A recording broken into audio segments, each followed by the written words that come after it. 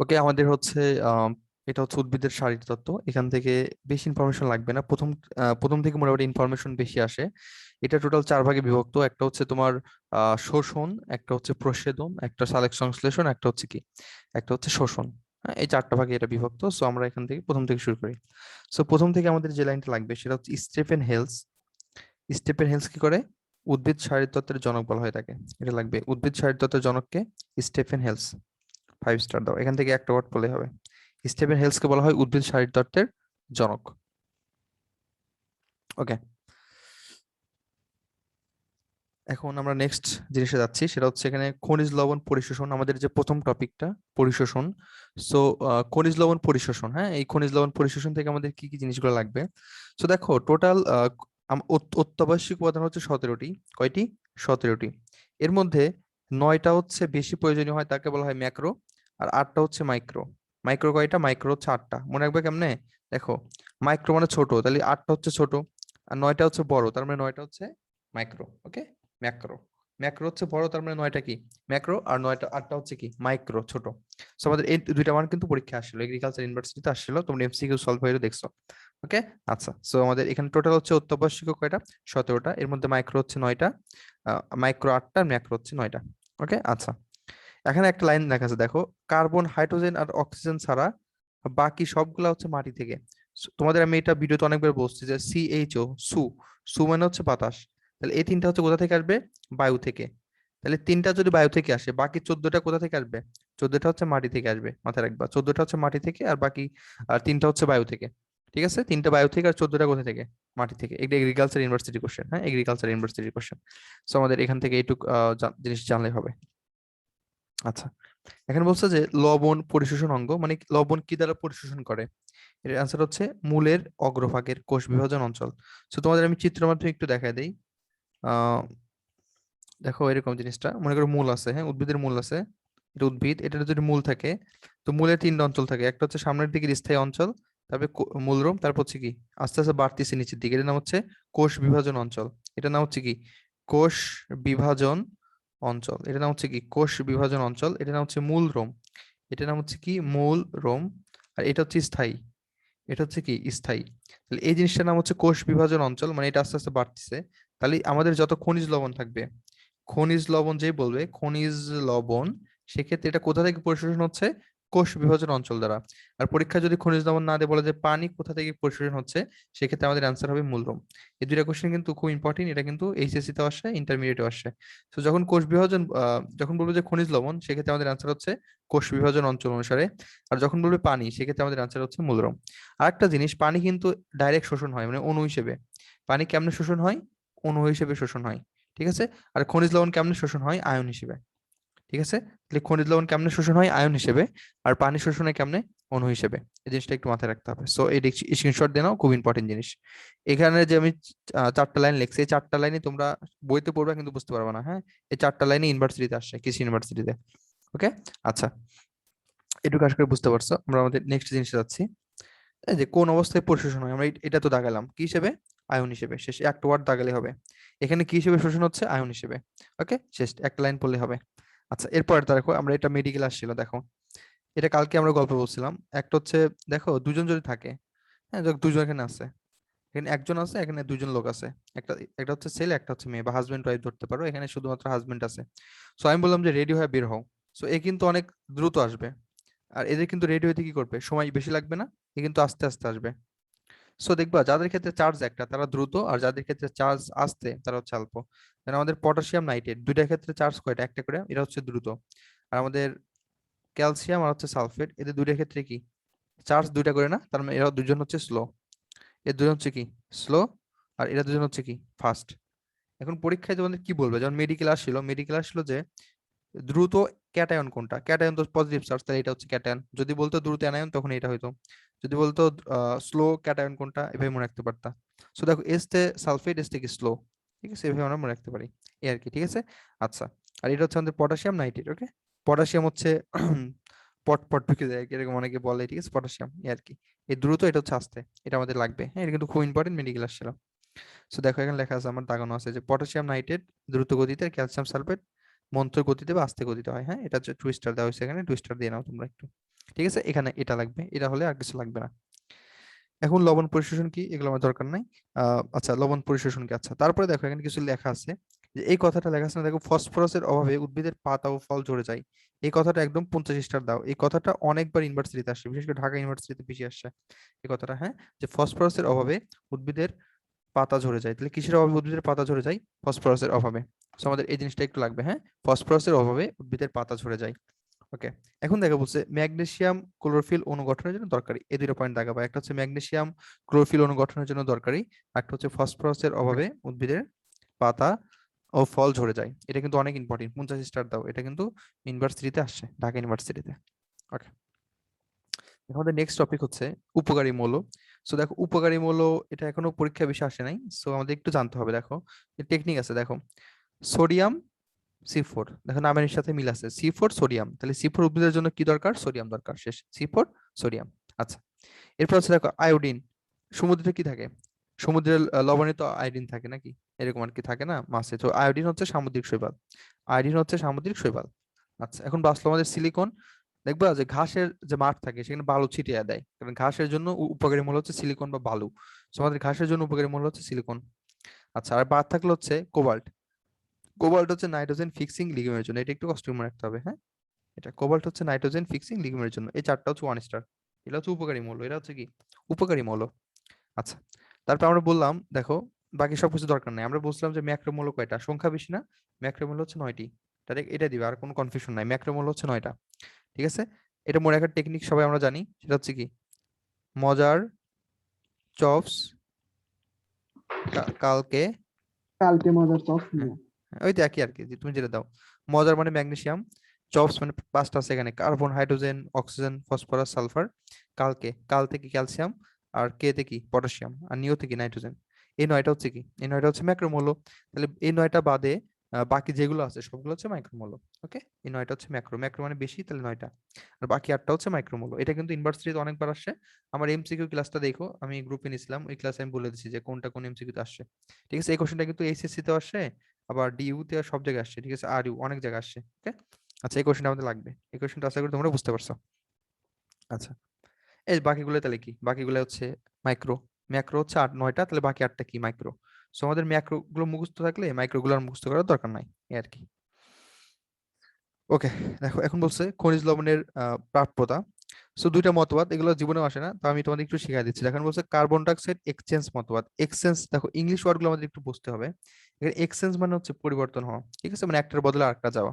তো এখানে ঘটনা কি বলছে, ঘটনা ঘটছে এরকম, মনে করো যে উদ্ভিদ কিন্তু কি করে, উদ্ভিদ কিন্তু বায়ু থেকে পাতার মধ্যে কি নেয়, যে মেসোফিল টিস্যুতে কি করে কার্বন ডাইঅক্সাইড নেয়, আর নিচ থেকে কি নেয়, নিচ থেকে নেয় পানি। সো এই কার্বন ডাইঅক্সাইড আর পানি মিলে তৈরি করে হচ্ছে কার্বনিক অ্যাসিড। ওকে, এটা তৈরি করে। সো এটা একসময় ভেঙে যায়, ভেঙে কি হয়ে যায়, বাইকার্বনেট আর হাইড্রোজেন আয়ন। ওকে, এই আর কি। তো এই দুইটা কি করে, এই দুইটা হচ্ছে অন্য অন্য যে হচ্ছে খনিজ লবণ সেগুলোকে পরিশোষণে হেল্প করে। এটা নামই হচ্ছে কার্বনিক আয়ন মতবাদ। মানে এখানে তোমার হচ্ছে আহ কার্বনিক অ্যাসিড গঠিত হচ্ছে, এজন্য এর নাম হচ্ছে কার্বনিক অ্যাসিড মতবাদ, বা হচ্ছে হাইড্রোজেন অক্সিজেন মতবাদ আর কি। কার্বন ডাইঅক্সাইড এক্সচেঞ্জ মতবাদ, এর এগুলো কোনো জন্য লাগে না। কার্বনিক অ্যাসিড মতবাদ বলা হয় একে। কেন হচ্ছে, কারণ দেখো আমাদের এই যে কার্বন ডাইঅক্সাইড আর হচ্ছে পানি মিশ্রিত হচ্ছে, মিশ্রিত হওয়ার পর ভেঙে যাচ্ছে, ভেঙে যাওয়ার পর দেখো এখানে আমাদের তাহলে দুইটা তৈরি হয়েছে, একটা হচ্ছে বাইকার্বনেট আয়ন, একটা হচ্ছে হাইড্রোজেন আয়ন। সো এটা কি করছে, বাইকার্বনেট আয়ন ঠিকই আছে, তাহলে এই হাইড্রোজেন আয়ন কি করে দিছে, বের করে দিছে, হাইড্রোজেন আয়ন বের করে দিছে। আর এই হাইড্রোজেন আয়নের বদলে একটা পজিটিভ আয়ন, পজিটিভ মনে করো যে পটাশিয়াম বা সোডিয়াম যেটাই হোক, এটাকে ঢুকায় নিছে কোষের মধ্যে, এই আর কি। এটা হচ্ছে মূল রূপ।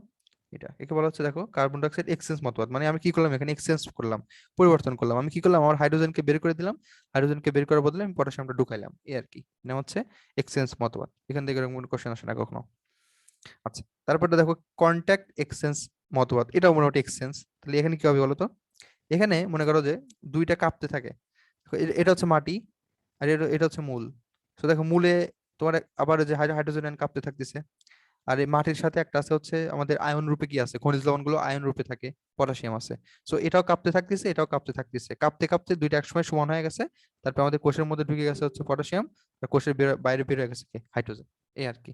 এর নাম হচ্ছে কন্ট্যাক্ট এক্সচেঞ্জ। কন্ট্যাক্ট মানে কি, যে নিজেদের সংস্পর্শ আসতেছে, আসার পরে এটা কি হচ্ছে এক্সচেঞ্জ হয়ে যাচ্ছে, মানে একটা বাইরে যাচ্ছে একটা ভিতরে যাচ্ছে, এই আর কি। এগুলা এর আর কি, জাস্ট একটু জানিয়ে রাখলে হবে। আচ্ছা, এখন উদ্ভিদের খনিজ লবণ পরিশোষণ প্রক্রিয়া।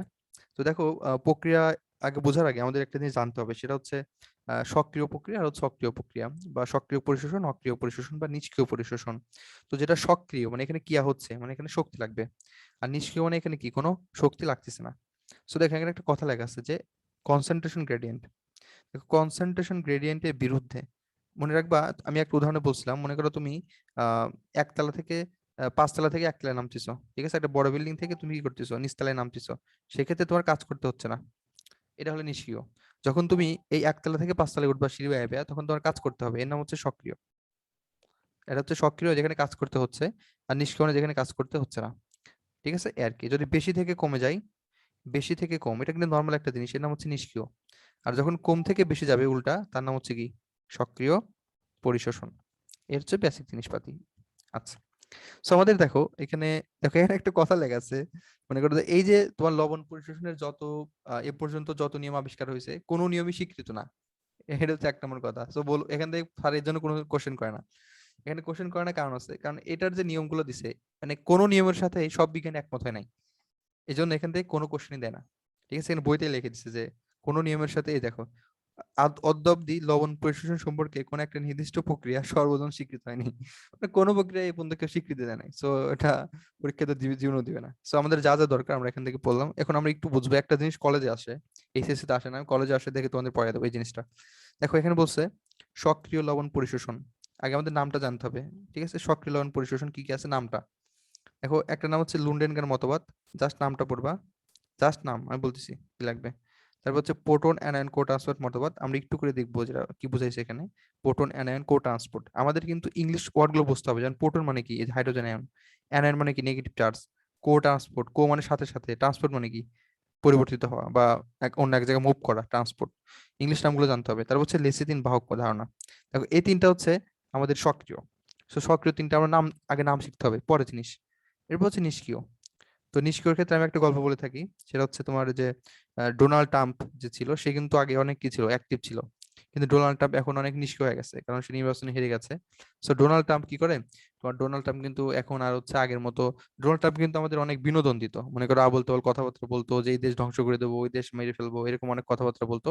সো ডোনাল্ড ট্রাম্প আমাদের কি করতো, ডোনাল্ড ট্রাম্প আমাদের বিনোদন দিত, এবং বিনোদনটা কিন্তু অনেক বেশি দিত, ব্যাপক বিনোদন দিত। ডোনাল্ড ট্রাম্প আমাদের কি করতো, বিনোদন দিত, ভুলভাল কথা বলতো, ব্যাপক বিনোদন দিত। ওকে, ডোনাল্ড ট্রাম্প আমাদের কি করতো, ব্যাপক বিনোদন দিত, ডোনাল্ড ট্রাম্প। ওকে, আচ্ছা। তো ডোনাল্ড ট্রাম্প কিন্তু আগের মতো এখন আর অ্যাক্টিভ নাই, এই জন্য হচ্ছে ডোনাল্ড ট্রাম্প কি হয়ে গেছে, নিষ্ক্রিয় হয়ে গেছে। তাহলে ডোনাল্ড ট্রাম্প আমাদের কি করতো, ব্যাপক বিনোদন দিত, শেষ। তো এই যে আমাদের ডোনাল্ড ট্রাম্প, সে কিন্তু এখন নিষ্ক্রিয়। সো আমরা এই গল্পটা থেকে আমাদের নিষ্ক্রিয় গুলোর নাম মনে রাখতে পারি। দেখো 1 নম্বর নিষ্ক্রিয় নাম হচ্ছে ব্যাপন, এই যে ব্যাপক বিনোদন দিত, সেখান থেকে আমরা মনে রাখলাম ব্যাপন। তারপর হচ্ছে আমাদের 2 নম্বরটা দেখো, আয়ন বিনিময়, আমরা কি করলাম, বিনোদন থেকে মনে রাখলাম কি, বিনিময়। তারপর হচ্ছে ডোনাল্ড ট্রাম্প থেকে কি মনে রাখলাম, যে ডোনাল্ড ট্রাম্প অবস্থা। আর ব্যাপক থেকে যে ব্যাপন প্রবাহ মতবাদ, শেষ। তো আমাদের এভাবে আমাদের 4টা নাম মনে আছে। তাহলে এই 4টা যদি নিষ্ক্রিয় হয়, তাহলে বাকি 3টে নাম মনে রাখার দরকার নাই, বাকি 3টে কি হবে, সক্রিয় হবে। তো এই 4টা হচ্ছে ডোনাল্ড ট্রাম্প ব্যাপক বিনোদন দেয়, এই 4টা হচ্ছে কি, নিষ্ক্রিয়, কারণ ডোনাল্ড ট্রাম্প এখন নিষ্ক্রিয় হয়ে গেছে। আর বাকি যে 3টা আছে, সেই 3টা হচ্ছে সক্রিয়। তো আমাদের এখন কাজ, এই সক্রিয়গুলো কি আর নিষ্ক্রিয়গুলোকে আমরা একটু, মানে যেগুলো পরীক্ষা আসে সেগুলো একটু ব্যাখ্যা করে দেবো, আর যেগুলো দরকার নাই জাস্ট একটু তোমাদের বলে দেবো বোঝার জন্য আর কি। প্রথমটায় যাই, দেখো প্রথমটা লাগবে।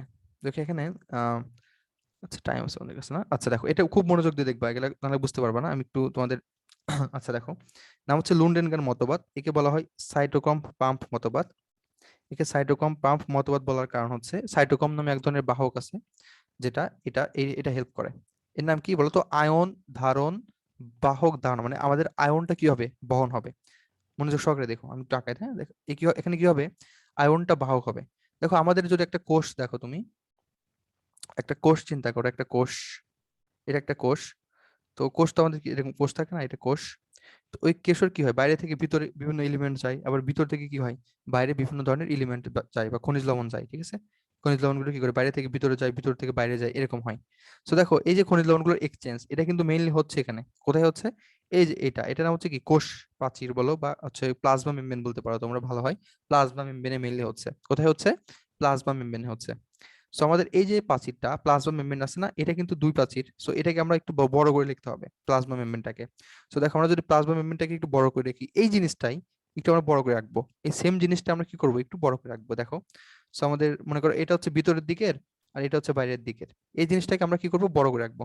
সো একটু দেখো সবাই, আমাকে একটু বড় করে রাখলাম এখানে, সরি এখানে একটা দিলাম, তোমার এখানে একটু বড় করে রাখলাম, হ্যাঁ এখানে এখানে একটা দিলাম, বাস সুন্দর হয়েছে। ঠিক আছে, তাহলে এটা আমাদের ভিতরের দিকে, তাই নাকি? এটা হচ্ছে আমাদের ভিতরের দিকে, এটা হচ্ছে আমাদের কি, বাইরের দিকে। তাহলে আমাদের একটা হচ্ছে ভিতরের দিকে আর একটা হচ্ছে বাইরের দিকে।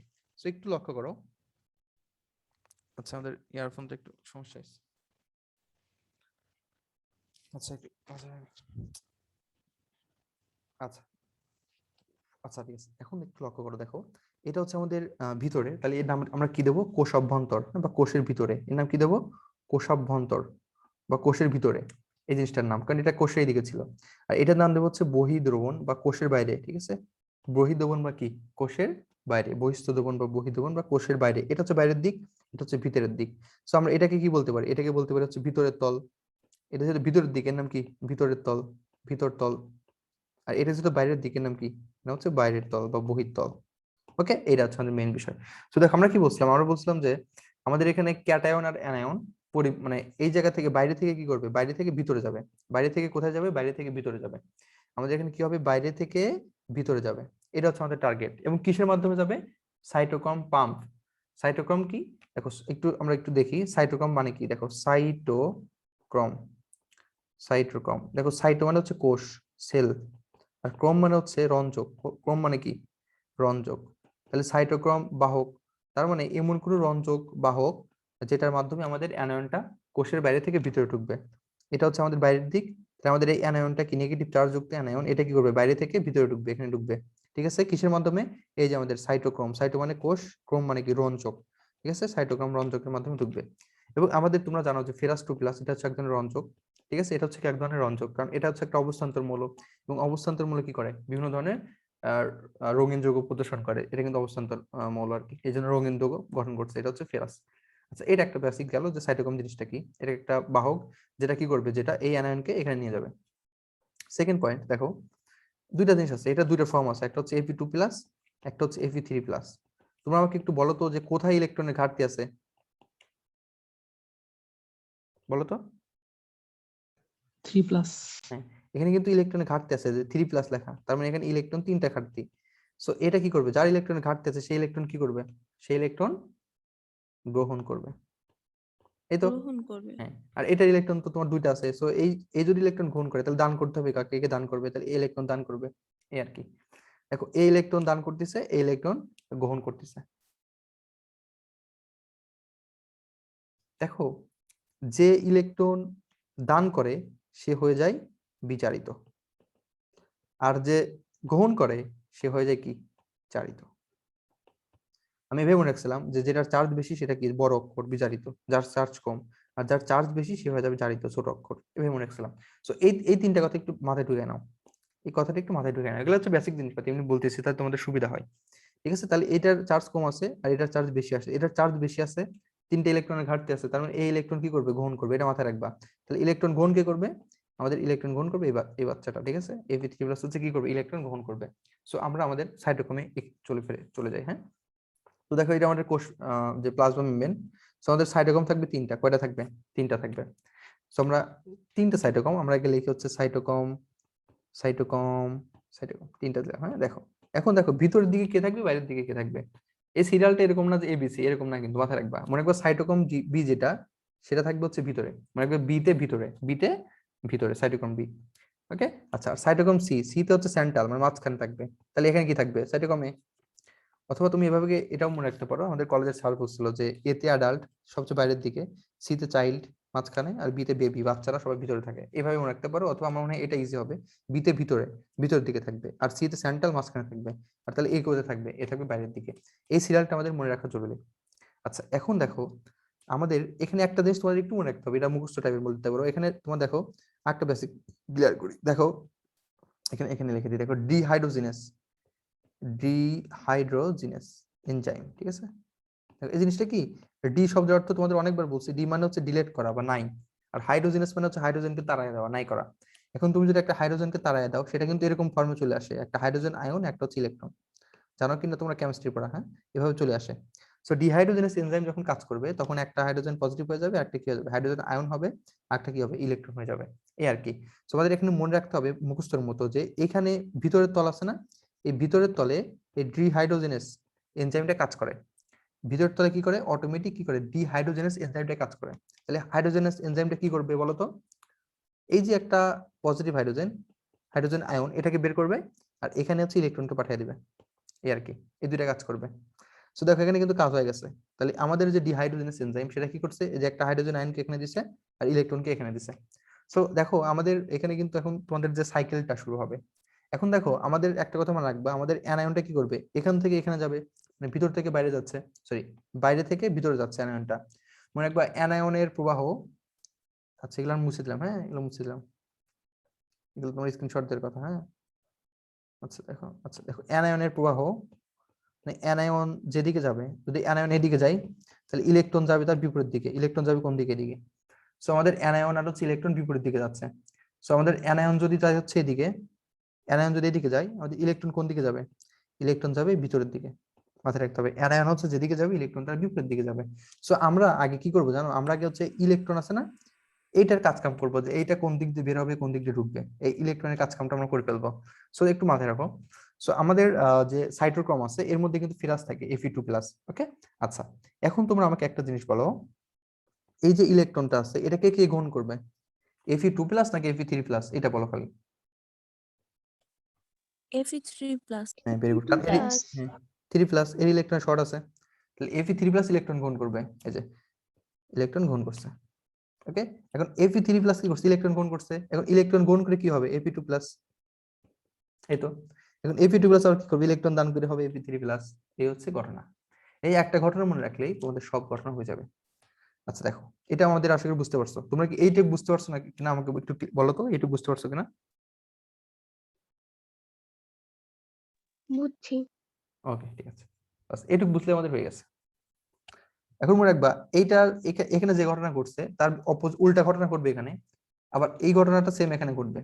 মানে এটা বুঝলে আমাদের এটা বোঝা হয়ে গেল, এটা বোঝা হয়ে গেল। আমাদের ইলেকট্রন গুলো আস্তে আস্তে মুভ করতে থাকবে এইদিকে, ইলেকট্রন গুলো মুভ করবে এদিকে, আর আমাদের অ্যানায়ন মুভ করবে কোন দিকে, এদিকে। ওকে আচ্ছা আমরা ইলেকট্রন গুলো একটু মুভ করি। আচ্ছা সো দেখো এখানে Fe2+ না, তাহলে এখানে কি হবে, Fe3+, অপোজিট। তাহলে বলো তো Fe3+ ইলেকট্রন দান করবে নাকি গ্রহণ করবে, দান করবে। গ্রহণ করবে। গ্রহণ করবে। দেখো তাহলে যে Fe2+ হবে নিচে আর Fe3+ হবে উপরে। Fe3+ কি করছে, ইলেকট্রন গ্রহণ করে কি হয়েছে, এই যে 3+ হয়েছে। তাহলে এদিকে চিহ্ন দিলাম, এই যে গ্রহণ করছে, ইলেকট্রন গ্রহণ করছে, এই যে এদিকে চিহ্ন দিলাম, ইলেকট্রন গ্রহণ করছে। আর আচ্ছা আর ইলেকট্রন দান করছে কে, Fe2+।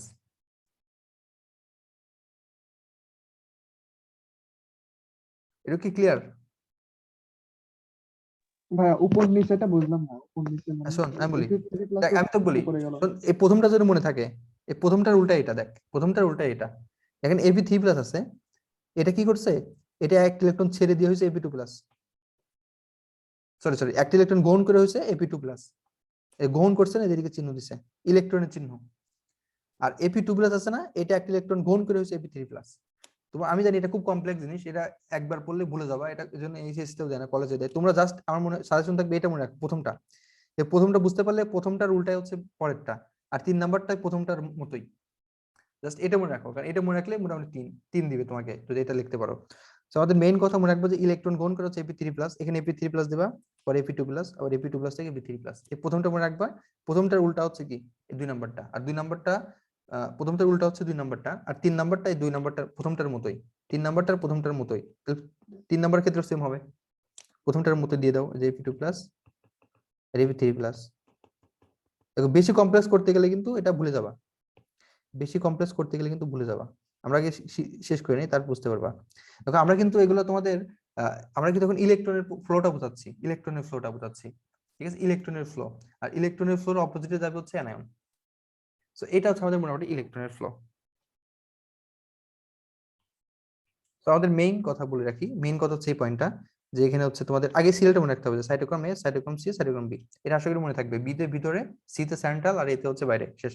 এ তো অটোমেটিক বাইরে চলে গেল। আমাদের এখান থেকে ডিহাইড্রোজেনাস এনজাইম কাজ করলো, কাজ করার পরে একটা ইলেকট্রন ছাড়লো, একটা কি ছাড়লো, প্রোটন ছাড়লো। ওকে, আচ্ছা, তো ইলেকট্রনটা এখানে গ্রহণ করলো, এই গ্রহণ করার পর Fe2+ হলো, এখানে আবার সেম উল্টা ঘটনা ঘটতেছে, Fe3+ উপরে, Fe2+ হচ্ছে নিচে, এখানে আবার এই আগের মতো সেম ঘটনা ঘটতেছে। এটা এটা যদি মনে থাকে, এটা যদি মনে থাকে আমাদের মোটামুটি কাজ অর্ধেক, মোটামুটি 90% কমপ্লিট। এটা যদি মনে থাকে, এটা যদি মানে প্রথমটা জাস্ট তুমি মনে রাখো, প্রথমটার উল্টা হচ্ছে দ্বিতীয়টা, আর এই প্রথমটার মতো কি 3 নাম্বারটা। সো এখন একটু লক্ষ্য করো আমাদের উদ্দেশ্য কি, এই অ্যানোনটাকে এখানে নিয়ে যাওয়া। সো আমাদের অ্যানোনটা এখানে আসলো, আস্তে আস্তে আস্তে আস্তে অ্যানোনটা কি করলো, এদিক দিয়ে এটা তো এদিকে যাচ্ছে, অ্যানোনটা কোন দিকে যাবে, এদিকে, এদিকে গিয়ে অ্যানোনটা এখানে চলে গেল। অ্যানোনটা কোথায় চলে গেল, অ্যানোনটা হচ্ছে এখানে চলে গেল, এই আর কি। তোমাদের এই 3টা পয়েন্ট একটু, এই 3টা পয়েন্ট আছে দেখাচ্ছি, এই 3টা পয়েন্ট আছে না, এই 3টা পয়েন্ট একটু ঠিকভাবে দিতে হবে, বিশেষ করে প্রথমটা ঠিক থাকলে পরে দুটো এমনি ঠিক থাকতেছে। সারা পরীক্ষায় দেখবে 3টা সিরিয়াল ঠিক আছে কিনা, পরে দেখবে যে উপরে নিচে ঠিক লিখছো কিনা, এই আর কি। তো তোমরা যদি প্রথমটা বুঝতে পারো তাহলে পরেরটা এটা উল্টা, আর লাস্টের থাকে প্রথমটার মতোই শেষ, এই হলো মেইন জিনিস। এটা যদি তুমি বুঝতে পারো। সাইটোক্রোম এ তে তো ইলেকট্রন আবার ভিতরের দিকে আসতেছে। বলতেছি এটা তো চক্রাকারে চলতে থাকবে, এখন বের হবে, শেষ করতে হবে, এখন বের হবে, ইলেকট্রনটা এখন বের হবে, এই চক্রাকারে চলতেছে না, এই যেখানে ইলেকট্রনটা বের হয়ে যাবে, ঠিক আছে। দেখো ও, ইলেকট্রনটা কিন্তু বুঝতে পারছি চলতেছে, বুঝতে পারছি। চলতে চলতে বের হয়ে যাবে, হ্যাঁ, এখন এটা তো বের সবগুলো হবে রাখা পসিবল না। তো এখানে চলছে, তো ইলেকট্রনটা কি হয়ে যাবে, ইলেকট্রনটা বের হয়ে গেল, এখন ইলেকট্রন যদি বের হয় এখানে অ্যানায়ন ঢুকবে এদিকে। সো ইলেকট্রনটা আমাদের কি হয়ে গেছে, ইলেকট্রনটা বের হয়ে গেছে। তো দেখো আমাদের এখানে আছে ইলেকট্রন, আর এখানে কি আছে, এখানে আছে আমাদের হাইড্রোজেন আয়ন। সো আমাদের এই বহিতলে, বাইরের তলে একটা জিনিস তৈরি হবে, মনে করো যে বাইরে থেকে কি নেই, হচ্ছে অক্সিজেন 1,4, লেখো 1,4 অক্সিজেন। এটা 1,4 কেন নিছে, 1,4 হচ্ছে নিচে তোমার হচ্ছে জাস্ট হাফ মোল পানি তৈরি করার জন্য। যদি তুমি পুরো পানি তৈরি করতে সেক্ষেত্রে হয়তো 1,2 নিত বা হাফ অক্সিজেন নিত, এখানে 1,4 নিচে যাতে হাফ পানি তৈরি হয়। সো আমাদের এই 3টা একসাথে হয়েছে, এই যে আমাদের অক্সিজেন, তারপর হচ্ছে এখানে ইলেকট্রন আসলো, আর এখান থেকে কি আসলো, এখান থেকে হাইড্রোজেন আয়ন আসলো। সো এই 3টে মিলে কি করলো, এই 3টা মিলে এখানে তৈরি করলো হচ্ছে আমাদের হাফ পানি, শেষ, হাফ পানি বেড়ে গেল, এটাই আমাদের মেইন জিনিস। দেখো আমরা তো বললাম দুইটা প্রক্রিয়া, একটা হচ্ছে সক্রিয়, একটা হচ্ছে নিষ্ক্রিয়, মাথায় রাখো, সক্রিয় আর নিষ্ক্রিয়। দেখো এই যে এত কাজ কাম করতেছি সবগুলোর ক্ষেত্রে কিন্তু কি আমাদের শক্তি লাগতেছে, এই যে আমরা পাম্প টাম্প বলছি না, এখানে কিন্তু শক্তি লাগতেছে, দেখো কত কাজ কাম, যেখানে কাজ কাম সেখানে শক্তি, এখানে অনেক শক্তি লাগতেছে, এজন্যই কাজ কাম হচ্ছে। তাহলে অ্যানায়নটা যে আমরা নিচ্ছি ভিতরে, এক্ষেত্রে আমাদের সক্রিয়, মানে কি কাজ হচ্ছে, অ্যানায়নের ক্ষেত্রে কি লাগতেছে, কাজ হচ্ছে, সক্রিয়। আর আমাদের দেখো অ্যানায়ন যেহেতু নিচ্ছি, আমাদের তো ক্যাটায়ন নিতে হবে, ক্যাটায়ন M+, তাহলে ক্যাটায়ন নিতে কিন্তু কোনো শক্তি লাগবে না, ক্যাটায়ন ডাইরেক্ট ঢুকে যাবে। তাহলে ক্যাটায়ন হচ্ছে সক্রিয় নাকি নিষ্ক্রিয় বলো তো, নিষ্ক্রিয়। কারণ এখানে কোনো শক্তি লাগে নাই, ক্যাটায়ন হচ্ছে সক্রিয়, আর আমাদের অ্যানায়নে কি আছে, যত ঝামেলা সবকিছুতে এই অ্যানায়নে, এই যে কমপ্লেক্স প্যাথ হয়ে তো অ্যানায়নটা চলে যাচ্ছে। সো এখন আমাদের পরীক্ষায় জাস্ট এই চিত্রটা আঁকাবা, আর একটা লাইন লিখবা, এই লাইনটা মেইন। জাস্ট একটা কথা মনে রাখবে যে ডিহাইড্রোজেনেস কি করে, এই হাইড্রোজেনকে কি করে, যে একটা পজিটিভ একটা নেগেটিভ, ইলেকট্রন এখানে ঢোকে, ইলেকট্রন গ্রহণ করে Fe3+, শেষ, তারপরে এই চিত্রটা আঁকাই দিবা। লাস্টে এসে যে ইলেকট্রন এখানে আসলো, তারপর 1,4, তারপর হচ্ছে অক্সিজেন আসলো, ঠিক আছে, তারপর হচ্ছে সবগুলো প্রোটন মোটন মিলে কি করলো, পানি তৈরি করলো। এগুলো হচ্ছে আমাদের মোটামুটি এগুলো পড়লে হবে। এখন তোমাদের আমি একটা জিনিস ভাইয়া লিখছি। কোশ্চেন ছিল। হ্যাঁ বলো। হ্যাঁ, বইয়ে যে ওই যে 2a মাইনাস 3a মাইনাস এগুলো লিখে দিছে, এগুলা লিখা লাগবে না? হ্যাঁ হ্যাঁ অবশ্যই, তো দাঁড়াও আমি বলি, শেষ করতে দাও। আচ্ছা দেখো, আমরা কি বলছিলাম, Fe2+, এটা হচ্ছে কি হয় বলতো, বিজারিত, আর এটা হচ্ছে জারিত। এটা বলে উপরে লিখে দিতে পারো, যেখানে Fe2+ আছে সেখানে লিখে দিতে পারো কি, বিজারিত, যেখানে Fe3+ সেখানে লিখে দিতে পারো জারিত, এগুলো লিখে দিও আর কি। হ্যাঁ আচ্ছা, ও এখন যে কথা বললো, দেখো আমরা যে চার্জ গুলোর কাজ কাম করছি না, এগুলো কিন্তু সব কি, এগুলো সব কিন্তু কার কাজ বলো তো, এগুলো সব হচ্ছে আমাদের ইলেকট্রনের কাজ, কিন্তু আমাদের আসল জিনিস অ্যানায়ন, আমরা অ্যানায়নকে ঢুকাবো। তাহলে যেখানে Fe2+ সেখানে 2টা অ্যানায়ন, যেখানে Fe3+ সেখানে কয়টা অ্যানায়ন, 3টা, এখানে 2টা, এখানে নিচে কি আছে, 2টা অ্যানায়ন। অ্যানায়নই তো আসলে, আমরা তো অ্যানায়নকে ভিতরে ঢুকাচ্ছি, এখানে কয়টা অ্যানায়ন, 2টা অ্যানায়ন। আচ্ছা এখানে তো 3টা, হ্যাঁ 3টা অ্যানায়ন, এখানে কয়টা অ্যানায়ন, 3টা অ্যানায়ন, এই আর কি, শেষ। আমরা জাস্ট সারা বলছে যে অ্যানায়নকে ভিতরে ঢুকাবো, কিন্তু আমরা ইলেকট্রনকে ভিতরে ঢুকাবো, কারণ ইলেকট্রনটা সোজা, আর ইলেকট্রনের উল্টো রাস্তায় কি যাবে, অ্যানায়ন যাবে। এই হলো মোটামুটি আমাদের এই সাইটোক্রোম পাম্প মতবাদ। এখানে আমাদের অ্যানায়নটা কি করতেছে, সক্রিয়ভাবে যাচ্ছে, অ্যাক্টিভলি সক্রিয়, শক্তি মুক্তি খরচ করতেছে, আর যে ক্যাটায়ন আছে না সেটা ডাইরেক্ট চলে যাচ্ছে নিষ্ক্রিয়ভাবে। এটা হচ্ছে আমাদের মেইন লাইন। সো এটা মোটামুটি বুঝতে পারছো কিনা বলো তো একটু। ভাইয়া একটু শর্ট করে আবার বলেন। আচ্ছা, এটা ভিডিও বারবার দেখতে হবে, এটা তোমার অনেক কমপ্লেক্স বিষয়, এটা পরীক্ষা আসে না। আচ্ছা বলি, দেখো আমাদের উদ্দেশ্য হচ্ছে এই অ্যানায়নকে, এই বাইরের অ্যানায়নকে ভিতরে ঢুকানো। এটা কিন্তু ফুলটা কিন্তু কোষ প্রাচীর, যে কোষ ঝিল্লি, এই যে আমাদের কোষের একটা, এইটুকু হচ্ছে কোষ ঝিল্লি। সো এই কোষ ঝিল্লিকে আমরা বড় করে লিখছি, এটা হচ্ছে বাইরের দিকে, এটা হচ্ছে ভিতরের দিকে, কোষ অভ্যন্তর ভিতরে, এটা হচ্ছে বাইরে। সো আমাদের বাইরে থেকে আমরা অ্যানায়নকে ভিতরে নিয়ে যাব। সো কি হচ্ছে দেখো, প্রথম হচ্ছে আমরা অ্যানায়ন যেদিকে যায় তার উল্টো হচ্ছে ইলেকট্রন। আমরা আগে ইলেকট্রনের ব্যাপার স্যাপার দেখবো। আমাদের এই কোষের ভিতরের জায়গায় তোমার একটা এনজাইম থাকে যার নাম হচ্ছে ডিহাইড্রোজিনেস। নাম কি? ডিহাইড্রোজিনেস। মানে কি করবে? হাইড্রোজেনকে ডিলেট করে দিবে, নাই করে দিবে। এবার যদি হাইড্রোজেনকে নাই করে দেয় তার মানে কি? হাইড্রোজেন নাই মানে কি বলো তো? এই যে দুইটা তৈরি হবে, একটা হচ্ছে হাইড্রোজেন আয়ন, একটা হচ্ছে ইলেকট্রন। শেষ। এটা বুঝতে হবে, এটা কেমিস্ট্রি পড়া। সো আমাদের এখানে দুইটা জিনিস তৈরি হলো, একটা হচ্ছে ইলেকট্রন, একটা হচ্ছে hydrogen ion. So hydrogen ion এদিকে চলে আসলো, ইলেকট্রনটা এদিকে গেল। আমাদের কাজ হচ্ছে ইলেকট্রনটাকে ঘুরে ঘুরে এখানে আনা, এখানে আনা। ইলেকট্রন কি করলো দেখো, আমাদের দুইটা জিনিস আছে, সাইট্রোক্রোম। ক্রোম মানে হচ্ছে রঙিন জিনিস, দুইটা আছে, একটা হচ্ছে Ap3+, একটা হচ্ছে Ap2+। আমরা তোমাদের বুঝাইলাম যে Ap3+ হচ্ছে কি, ইলেকট্রন কম আছে, তাহলে ইলেকট্রন গ্রহণ করবে কি? Ap3+। এই যে ইলেকট্রন গ্রহণ করে কি করলো? Ap2+ হয়ে গেল। আবার Ap2+ ইলেকট্রন সারি কি হলো? Ap3+। এই প্রথমটা বোঝো, এই প্রথমটার উল্টায় হচ্ছে দ্বিতীয়টা। আর এই প্রথমটা তৃতীয়টা সেম। দেখো এখানে উপরে আছে ভাইয়া, Ap2। হ্যাঁ বলো। সাইটোক্রোম তো Fe2+ অবস্থায় থাকে, তো ইলেকট্রনটা যখন গ্রহণ করবে তখন তো সে Fe3+ এর বেশি হয়ে যাবে না? এপি, আর কেমিস্ট্রি 9-10 পড়ো না কেমিস্ট্রি? Ap3+ এর বেশি কেমন হয়? তুমি আয়রনের কয়টা অবস্থা জানো? মানে ইলেকট্রন গ্রহণ করলে, ইলেকট্রন গ্রহণ করলে বুঝি নাই, ও বুঝি নাই। ঠিক আছে ঠিক আছে, বুঝছি বুঝছি আচ্ছা বুঝছি। শোনো, এটা অনেক কমপ্লেক্স, আমি তোমাদের বলছি আগে, এটা অনেক কমপ্লেক্স বিষয়। তোমরা মানে বাংলাদেশের যে কোনো টিচারের কাছে বল, একই সেম জিনিস বুঝাবে। এটা কমপ্লেক্স জিনিস, এটা পরীক্ষা আসে না। আমি তো অ্যাডমিশনের জীবনেও করাই না। তোমাদের বোঝার জন্য আমি একটু বললাম। তোমরা চিত্রটা এভাবে আঁকবা, কলেজের পরীক্ষা আসবে। এইচএসসি তে সব ছাগল পাগল কোশ্চেন দিবে না। আর কি এইচএসসি তে দিলেও কি আনসার করবে না। এই আর কি, কলেজের জন্য তোমাদের একটু মোটামুটি এইটুকু লিখলে এনাফ, বুঝছো? এটা এনাফ। সো দেখা যাচ্ছে অনেকে এইটা খুব বেশি সময় দেয়, কিন্তু যেসব ইম্পর্টেন্ট জিনিস পরীক্ষা আসে সেগুলো আর সময় দেয় না। ঠিক আছে, এই আর কি। তো আমাদের এখানে ক্যাটায়ন হচ্ছে ইনঅ্যাক্টিভ নিষ্ক্রিয়, আর আমাদের অ্যানায়ন হচ্ছে সক্রিয় অ্যাক্টিভ। এই আর কি মেইন বিষয়। তো আমাদের এসব আবল তাবল জিনিসে বেশি সময় দেওয়ার দরকার নেই।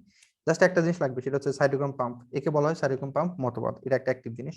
এখানে এনজাইম কাজ করে হচ্ছে ডিহাইড্রোজিনেস। ডি মানে কি? নাই। হাইড্রোজেনাস কি? হাইড্রোজেনকে ভাঙতেছে, এই যে একটা প্রোটন তৈরি করতেছে, একটা ইলেকট্রন তৈরি করতেছে, এই আর কি। দেখো এখানে চিত্রটা দেখলে বুঝতে পারবো। ঠিক আছে, সুন্দর চিত্রটা আঁকছে যে 3+ থাকলে, 2+ থাকলে হচ্ছে বিজারিত, আর 3+ থাকলে কি? জারিত। উপর দিয়ে লিখে দিছে যে দুই Ap2+ মানে দুইটা অ্যানায়ন, 3+ মানে তিনটা অ্যানায়ন, এইগুলো দিছে। একই জিনিস, যে ডিহাইড্রোজেনেস বিক্রিয়া, এখানে ইলেকট্রন গেল, এখানে হাইড্রোজেন গেল, এই আর কি, ভিতরের তল বাইরের তল, একই জিনিস। তো তোমরা একটু প্র্যাকটিস করো, এটা একটু ওয়ান প্র্যাকটিস, ঠিক আছে? একবার দুইবার প্র্যাকটিস করো, হ্যাঁ দুইবার প্র্যাকটিস করে একটু খাতায় লেখো, বুঝতে পারবা। এরপরটা দেখো, প্রোটন অ্যানায়ন কো ট্রান্সপোর্ট মতবাদ। আমাদের কাছে 4 মিনিটের মতো সময় আছে। দেখো, প্রোটন অ্যানায়ন কো ট্রান্সপোর্ট মতবাদ নাম কি? প্রোটন অ্যানায়ন কো ট্রান্সপোর্ট মতবাদ। মাথায় রাখবা, প্রোটন এটা হচ্ছে হাইড্রোজেন আয়ন, অ্যানায়ন মানে কি? নেগেটিভ চার্জ, কো মানে কি? সাথে সাথে, ট্রান্সপোর্ট মানে কি? পরিবহন হবে। প্রোটন অ্যানায়ন কো ট্রান্সপোর্ট মতবাদ, প্রোটন অ্যানায়ন কো ট্রান্সপোর্ট মতবাদ। এখানে আসলে আবল তাবল মেলা মেডিকেলের জিনিসপাতি দিচ্ছে, আমরা একটু সহজ ভাষায় বুঝবো। এখানে এই জিনিসটা তোমরা একটু পড়বা, যে ইলেকট্রোকেমিক্যাল গ্রেডিয়েন্ট রিডিং দিবা, এগুলো আবল তাবল দিচ্ছে। দেখো একটু বাংলায় বলে দিই। দেখো মনে করো এখানে একটা সেল আছে। দেখো এই সেলের মধ্যে ভিতরে তো আমাদের পটাশিয়াম, হাইড্রোজেন আয়ন থাকে, অনেক ধরনের আয়ন থাকে ভিতরে সেলের মধ্যে।